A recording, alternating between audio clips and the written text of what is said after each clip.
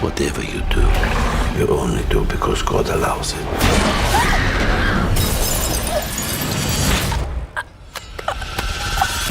Did he allow that?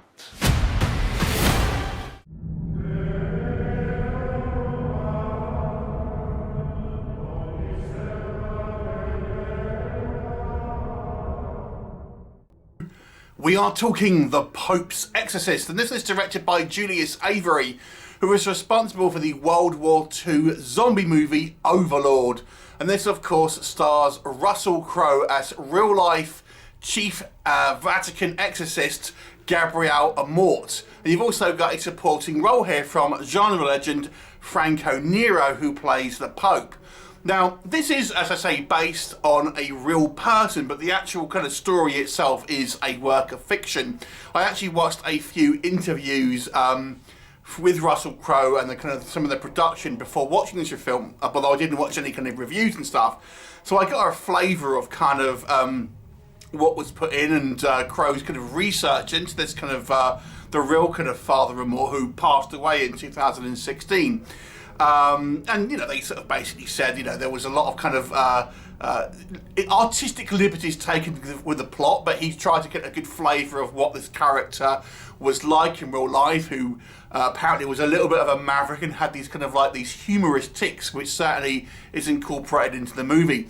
So what is the movie all about? Well, it focuses on this kind of, obviously, the chief exorcist from the Vatican, Father Amorth, who is sent to Spain, where a family has come afoul of a seemingly demonic force in this kind of old abbey that they're kind of trying to restore. And this particular kind of demonic force seems to be a very powerful one. So along with a kind of local Spanish priest, the main character, Father Amorth, played by Russell Crowe, tries to kind of deal with this particularly demonic entity, but it does point to a larger conspiracy, if you like, that it kind of involves maybe the whole kind of Catholic Church and dates back right to the kind of Spanish Inquisition. So what will happen? You'll have to watch the movie and find out. So let's talk about what I think works with The Pope's Exorcist. The main reason to watch this one is Russell Crowe. Now, he is one of those actors that at one time was a huge tentpole kind of actor, and in recent years his kind of star is starting to wane a little bit, like a lot of actors.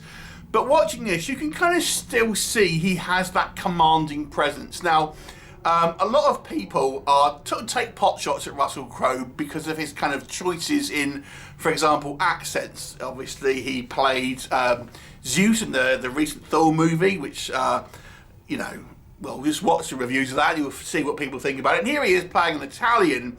But I've got to say, I had no problems with that. My very first job was working in an Italian restaurant for a number of years. And although I'm not Italian, I worked with Italian people for a long time. So I kind of got a good flavour of the kind of the dialect and stuff like that.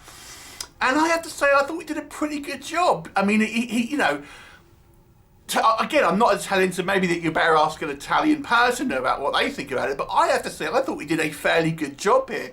And it was actually a reasonable amount of dialogue in Italian, along with Latin and a little bit of Spanish as well. And I appreciated the fact that the whole movie isn't just spoken in English. We have an American family that's being afflicted, and obviously that's kind of a plot device, so we have the movie spoken in English for the most part. But I gotta say, I thought Crowe here did a good job with the accent, a good job with the kind of the Italian kind of language sequences, and overall, I really enjoyed his performance. And as I've mentioned, one of the things that they incorporated into this movie was these kind of like humorous little kind of like barbs that the real kind of exorcist apparently used to do, and he used to have these little kind of like humorous anecdotes and kind of like little comments that he used to kind of say, I think to try and kind of obviously deal with any kind of tension in the room. And Crowe does that. And although this isn't a horror comedy, there are a couple of legitimate kind of funny moments within the movie, but they don't overdo it. It's not like it's overdone. But I think Russell Crowe, I really enjoyed his performance, and he has this kind of like warmthness as a kind of a character that he kind of portrays. So when he's there and he's speaking to the kind of the family, this kind of this, that's been affected by this kind of demonic entity, you felt like, someone's putting your arm around you, and that's coming from Crowe's performance. But to be fair, I think everyone does a reasonable job. How I also have to give a mention to the young boy who is the main one that's kind of possessed.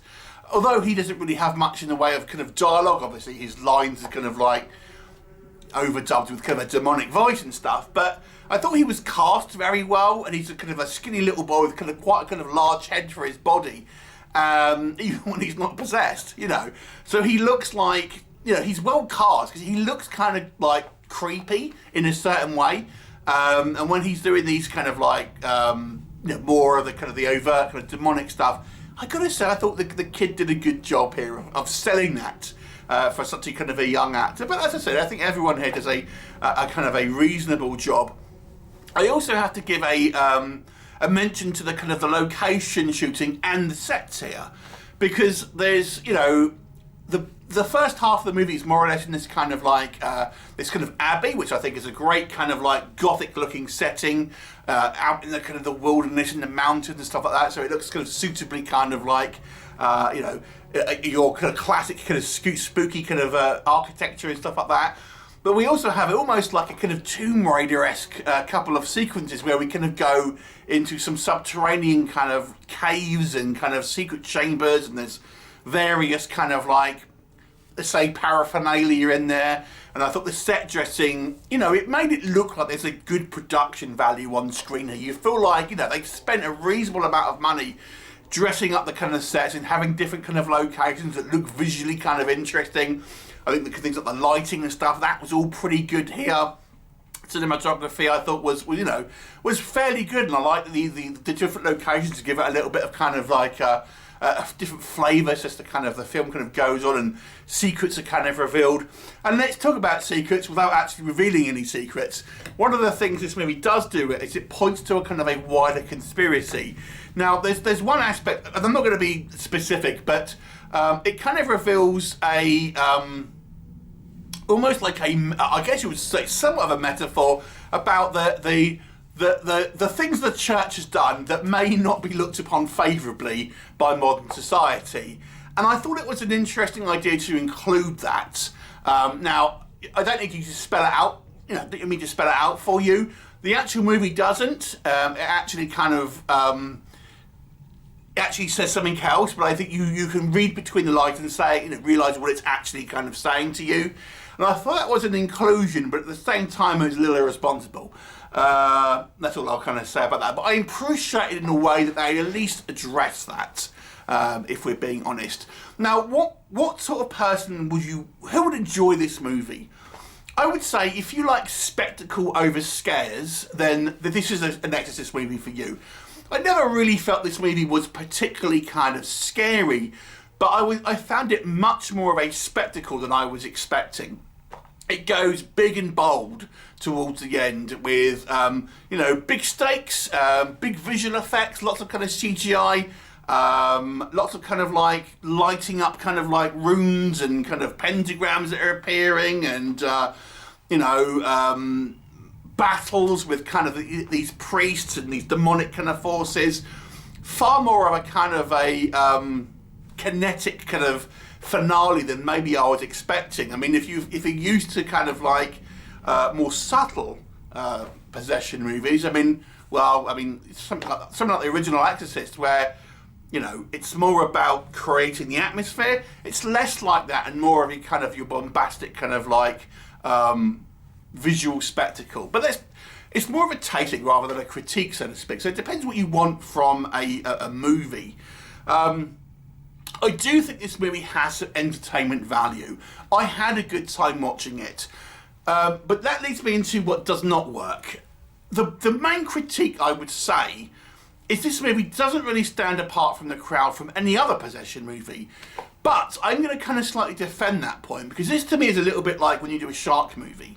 There's only so much you can do with that premise, I think, without kind of completely abandoning the what is expected. I mean, when you watch a shark movie, you're going to have people in the sea being attacked by a shark. There's only so many ways you can really do that, and it kind of like without kind of seeming like any other shark movie. And it's the same a little bit with possession films to a certain degree. I don't feel there's a huge amount of wiggle room in making it seem original compared to any other possession film. Now, there are exceptions, but I feel for the most part, you know, it's difficult to really do an original take without it seeming a little bit too, maybe not what you're expecting, or it kind of goes too far off its mission statement. So I will say that, but the fact of the matter is, this movie isn't original, even though it is based on a real person. Like I said, the character of Father Amorth, Gabriele Amorth, is a real person, but the story is a work of fiction. I do appreciate they tried to have, like I say, a bit more of a larger mythology as the film goes into its kind of second half. But nonetheless, even that we've kind of seen stuff before. What else can I say? Again, I've mentioned the kind of CGI. I think maybe it could have been a little bit more subtle, to be honest with you. I think it went into a little bit more. I mean, you're almost waiting for a sky beam to come out at this film, I have to say. It doesn't go quite that far, but it nearly does. You know, it nearly kind of has like this big CGI finish that's, you know, a lot of movies are critiqued for these days. And you know, yes, it's lots of spectacle. Yes, it's entertaining, but it ultimately is a little bit kind of like silly to a certain degree. I have to say as well, the family, this American family. Now, from what I understand, the story is based on snippets of real, you know, documents that Father Amorth had documented. Now, he used to be a journalist in real life before he became this exorcist. He used to work as a journalist. So when he became this chief exorcist, he actually documented a lot of what he did in great detail because he was used to doing it, being a journalist. And this is a lot of what this movie has used, and he's written a number of books and things, has used for inspiration. So rather than this story kind of, you know, verbatim doing one of his exorcisms, it's taken elements from different things and kind of created this fictional story with just elements that have been dropped in from his kind of files. So I don't know if this American family was ever a real case. And I have to say, their scenes I found less interesting. When Russell Crowe isn't on screen, I found the scenes a little bit less interesting, partly because I think the characters are very typical of what you'd see in that. It's a single mum with a teenage rebellious daughter who's kind of going through a little bit of a goth phase, and a younger brother who's kind of a little bit kind of socially awkward and, you know, maybe even possibly autistic and things like that. So it's like, you know, it's very kind of like typical kind of characters that we see a lot in these kind of style films. No, I don't think the acting was bad. I thought the characters were fine, but they were kind of just not that interesting, to be honest with you. When we have, let's just say, the Russell Crowe's character, and even his kind of like assistant priest, when they're on screen, I found it much more interesting compared to this kind of family who I found very dull, very kind of generic. But you know, they're okay portrayed, but just not all that interesting, if we're kind of being honest. The elements that I kind of found they introduced things to do with the kind of the Spanish Inquisition, to do with the past, maybe the church as a kind of at large, and the conspiracies and things like that. But it's an interesting idea, and they go so far with it, but they could have gone further with it. I wonder if they didn't want to upset the church, and that's why they kind of didn't go too far with it, or push the kind of like the church is kind of like the bad things the church have done, maybe the work of the devil rather than through man, almost excusing kind of certain behaviours that the church may have been accused of in recent years, if you see what I mean. And I wonder if there was a conscious decision just to kind of touch on it, but not kind of like go too far. Otherwise, it would be kind of protested by the kind of the Church of the Vatican and things like that. So, and maybe in respect for the real kind of guy. So I kind of understand why they maybe haven't kind of gone that far, but it's a little bit of a shame that it's only really kind of, you know, glimpsed at what could have been maybe more of an interesting kind of like story arc to a certain degree. So all that being said, this movie is an entertaining movie. It's very much what you'd expect from a modern possession movie, a modern Exorcist movie. You're not going to be disappointed if you're expecting this movie to hit certain beats. and you enjoy it for what it is. You enjoy it for the spectacle. It isn't particularly scary. There's lots of kind of like CGI jump scares and, you know, things flying across the room and body contortions, etc., etc. It hits all those kind of things that you expect from a possession movie, but it doesn't really kind of break the mold in any particular way. But Russell Crowe elevates it, in my opinion. So it elevates it from being an average kind of possession movie into a reasonably good possession movie for that reason. So I'll give this movie I'll give it a 6 out of 10. I'm kind of bordering on a 6 to a 7, to be honest, but you know, maybe it's 7 to me is kind of maybe a little bit too much praise, but I'm nearly there. So I will go over 6, but I gotta say, if you're not expecting like another Exorcist, you'd probably enjoy it. So it's a 6 out of 10 for me. Please do let me know what you think of it, and I'll look forward to seeing you next time.